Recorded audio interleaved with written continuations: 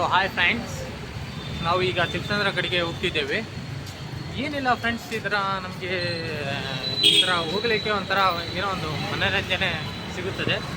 ಯಾಕೆಂದರೆ ನಮ್ಮ ಬೀದಿಯಲ್ಲಿ ಸುಮ್ಮನೆ ಕೆಲಸ ಬೇಜಾರಾಗಿ ಮೊಬೈಲನ್ನು ಜಾಸ್ತಿ ಯೂಸ್ ಮಾಡಿ ಮೈಂಡು ಬ್ಲ್ಯಾಕ್ ಆಗಿಬಿಟ್ಟಿದೆ ನಮ್ಮ ಫ್ರೆಂಡ್ಸ್ಗೆ, ಚಕ್ರಪಾಣಿಗೆ.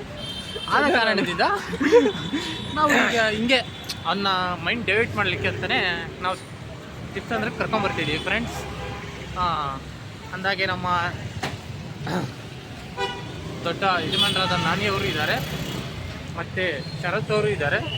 ತೋರಿಸಿ, ಶರತನ್ನು ತೋರಿಸಿ, ನಾನಿಯನ್ನು ತೋರಿಸಿ. ನಮ್ಮ ಶರತ್ ಅವರು ಇದ್ದಾರೆ ನೋಡಿ, ಶರತ್ತು ಇವರೇ ನಾನಿ ಅಂತ. ಇವರು ನಮ್ಮ ಚಕ್ರಪಾಣಿ.